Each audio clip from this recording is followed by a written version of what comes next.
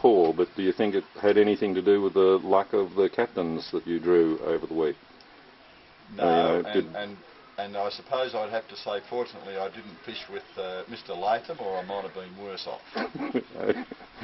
Well, I don't know. Some people say he's pretty good. You know, he puts the.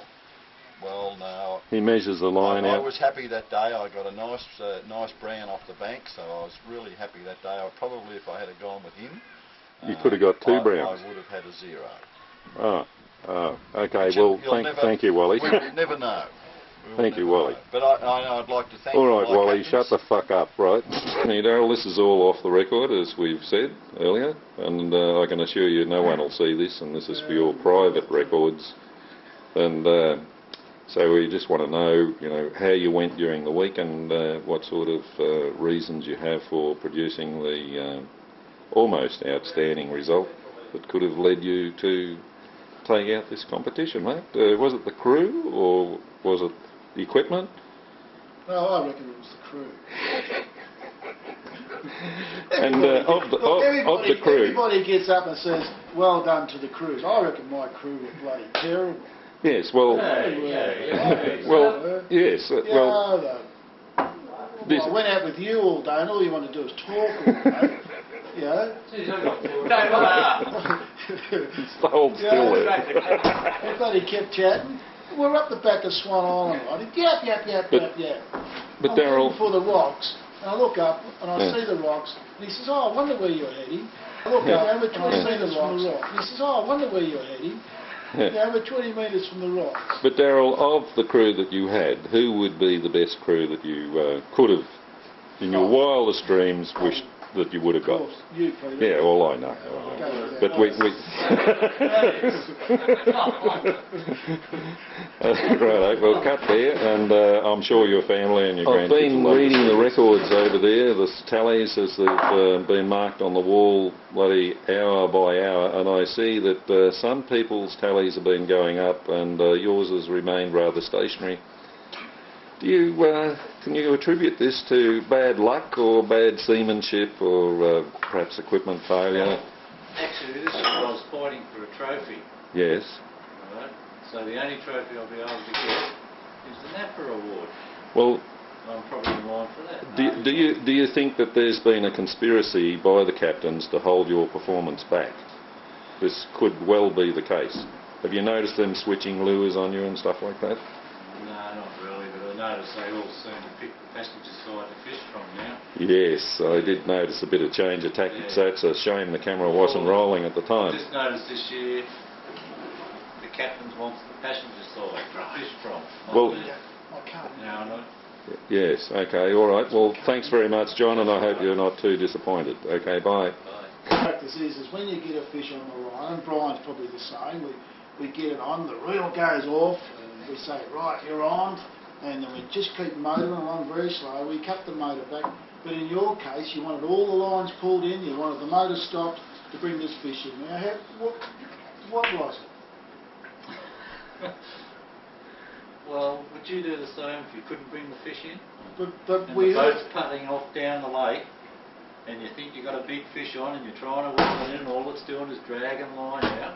So you were saying it was fighting very, very hard? It was fighting very, very hard, and I thought they had it already mounted, and the trophy fish for the week, John, before I even landed it. And what was it?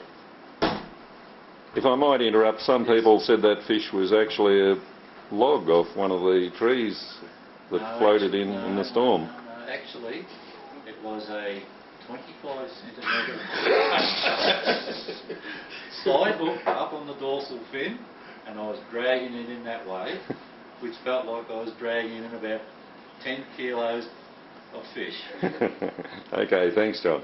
Now, John, while we're talking about hooking fish like that, there was another situation where we had a similar situation on my boat, that this fellow screamed off the line, got a big one on, got a big one on, got a big one on. So we pulled the lines in, we slowed the boat down, he played it for bloody half an hour, and we get it up to the boat and fed it, and the fish was about that big, hooked behind the head, and I don't know how Peter got it in the boat, but it was a bit embarrassing. But it was very Well, skillful hooking, it was, don't you it think? was. Right behind the ear hole. Now,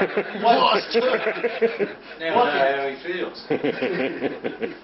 was it actually as big as... So, John, I thought that there was a bit of a celebration here. You'd been fishing very, very hard, and you'd been catching too many fish, and you decided to change species there That's right, at one yes. point. Nice, Yes, nice Something- being yabby something. about so long. very skillful When I- fishing. When I pulled him in, he was taking line, Yeah. and then I finally got him. I thought I had another big fish on actually. Was it hooked at the side of the No, net? he was hooked Excuse right me, on the- Wolfgang. I hear some rumours that some of the numbers there have been tampered with, and you've had quite a job here trying to correct what's obviously been falsified. Is there any truth in that rumour? Absolutely They, not. Spot on. I heard that they were trying to blame you for making mistakes when someone caught them out changing numbers.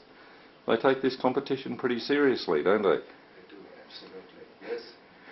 But the numbers are right. I don't use computers to add up numbers, so they're always right. But if you had a chance, if you were doing this again in the future, do you think it's wise to leave those pens and rubbers around?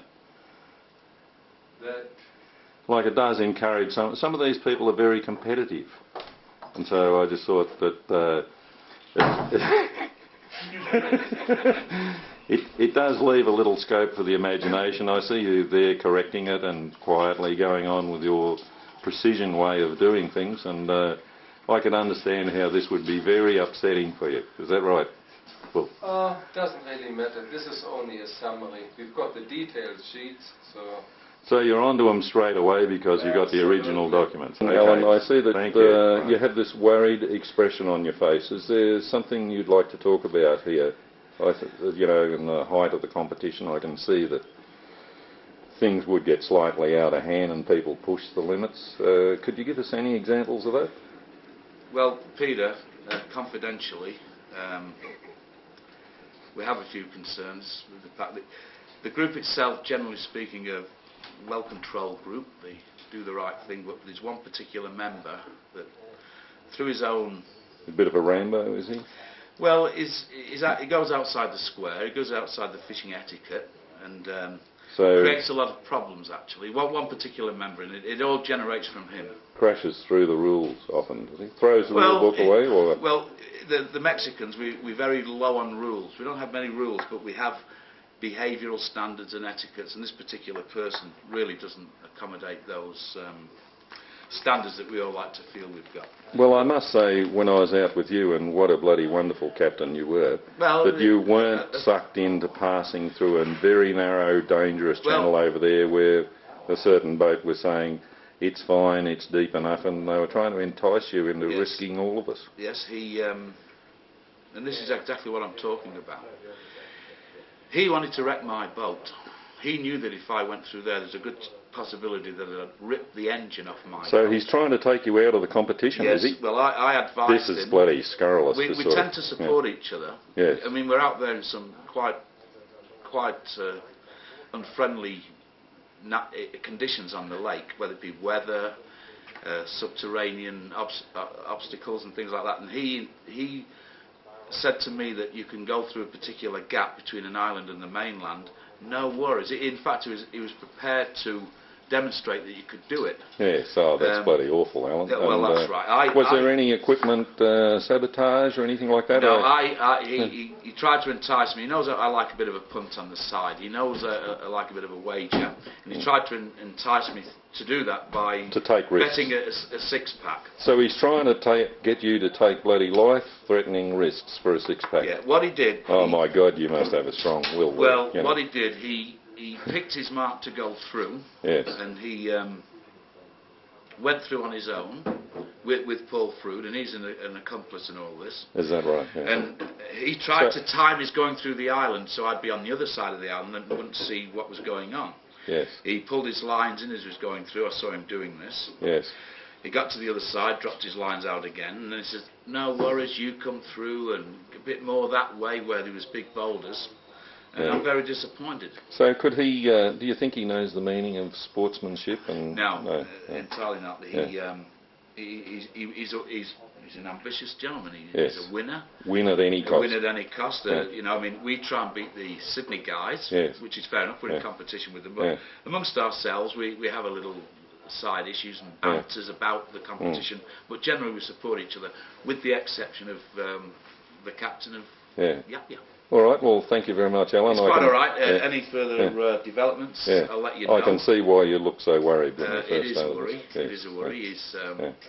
He's got a generator on the back of his boat. Yes. A what? A generator. Oh, 12-volt one. No, no, I think this generates 240 volts, I'm not sure. I mean, 240 volts and water don't mix. Is he using these to electrocute the fish? No, he's not that sophisticated.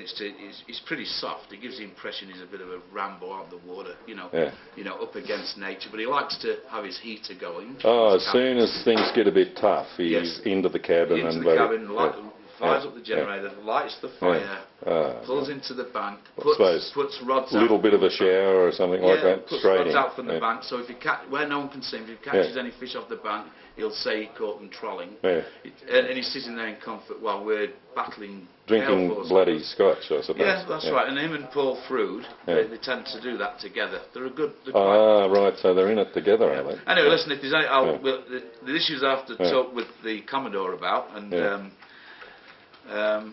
well, I can anybody see else, I'll get back to you. This has been a trying time. Right, thank you, Alan. I'm glad the week's over because of Makio. Yeah, okay. Good, all right. You got me. That's fine. You can move along now to everybody else.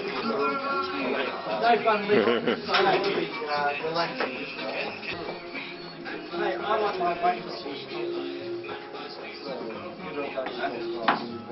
Nick, just the biggie, the all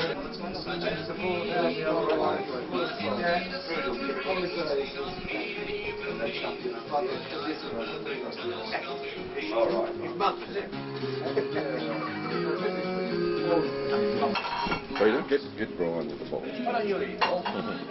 Why don't you eat?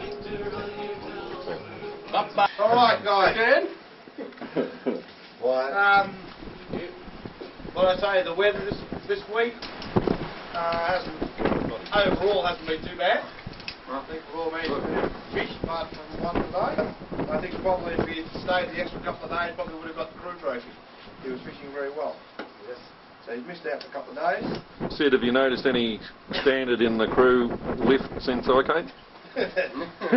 You really want me to answer that? That's your secret weight, $4,000.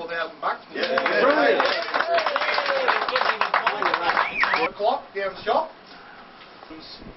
Engagement party tomorrow night. So we've got to put some sort of plan of attack into place to keep things moving. Anyone want to say anything before we get into the trophies? No, that's good.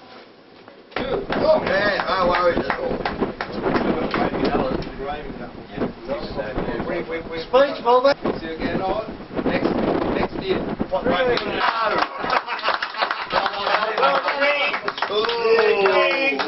Well done, Alan. I'll say the same thing, but I'm going to say this year, very special trophy, and the crewmen got it, except Ian this morning, let them down. We won't mention names. Well, right. The next one is the biggest crown overall. And Spencer Fish playing at 1876. Again, from Cabin 9.